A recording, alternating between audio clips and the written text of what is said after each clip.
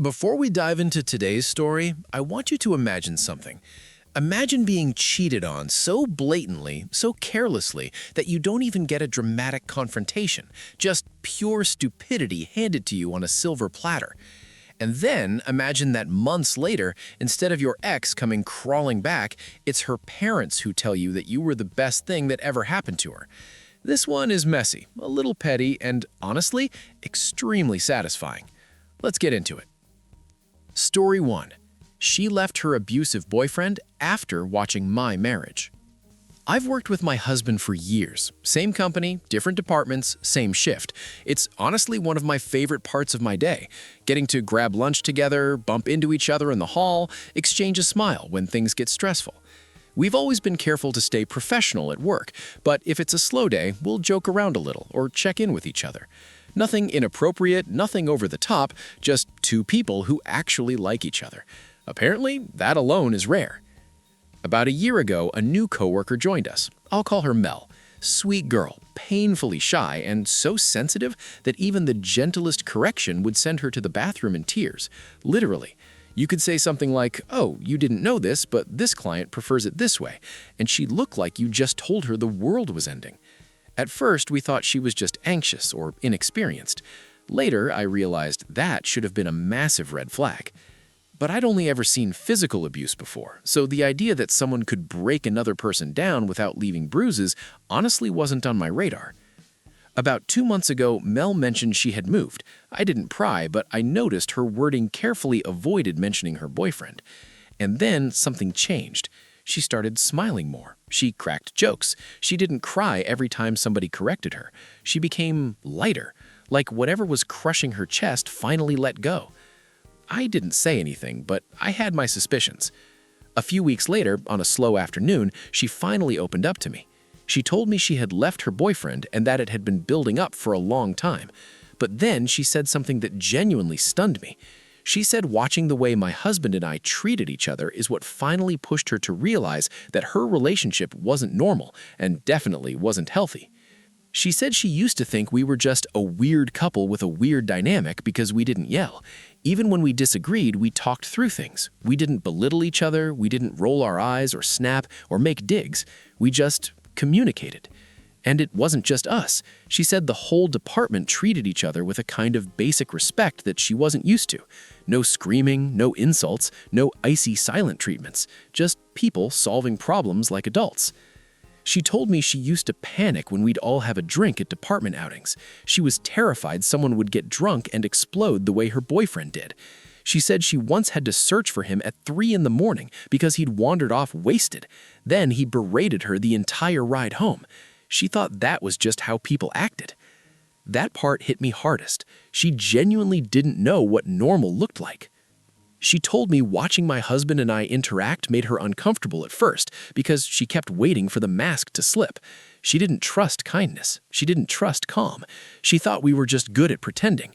And then, one day, she caught us disagreeing over something completely stupid, and instead of a fight, we just sorted it out. She told me that moment felt like a punch to the gut. She realized her relationship had never once looked like that.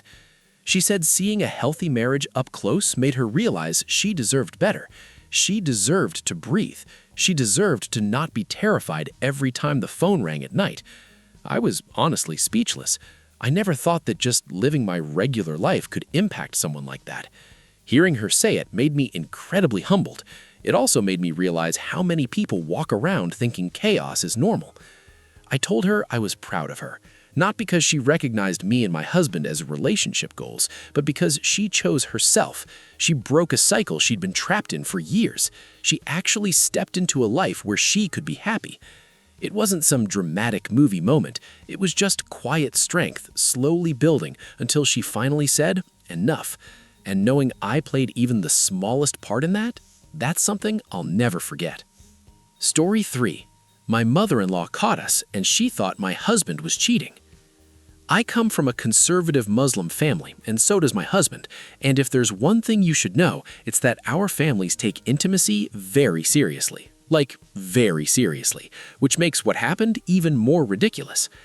My husband and I had been really busy with work lately, barely seeing each other in a meaningful way.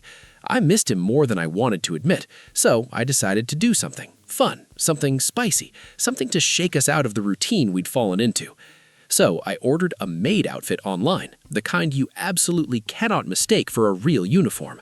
I'm a teacher, so I get home earlier than he does, and the moment he walked in, I surprised him wearing it. It worked exactly the way I wanted.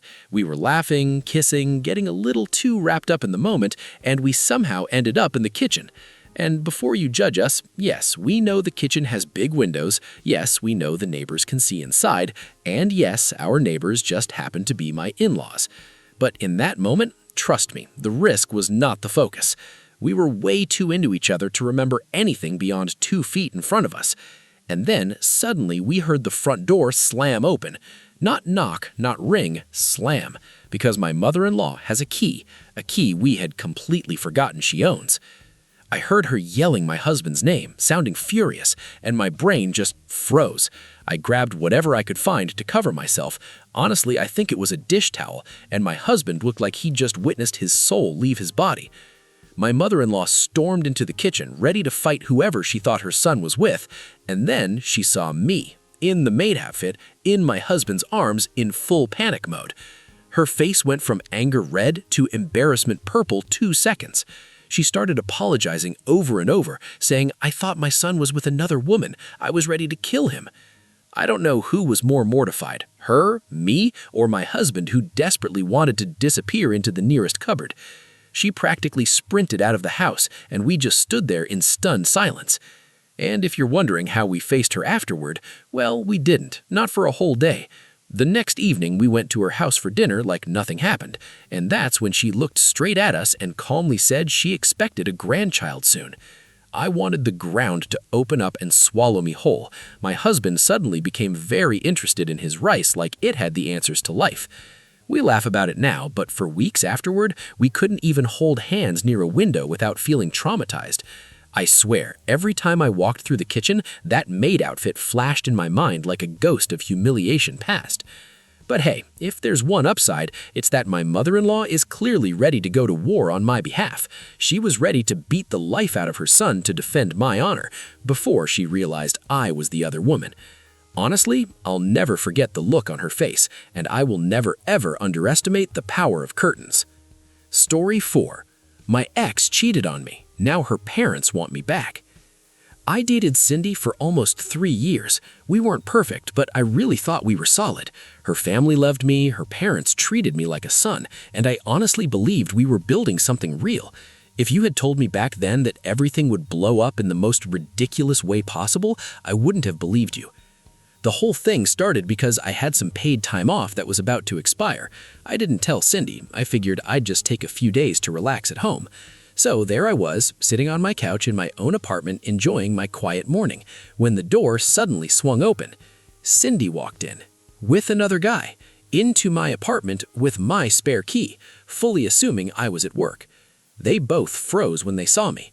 She gasped like she'd seen a ghost, and he looked like a toddler caught with his hand in the cookie jar, if toddlers were grown men sneaking into someone else's home to hook up with their girlfriend.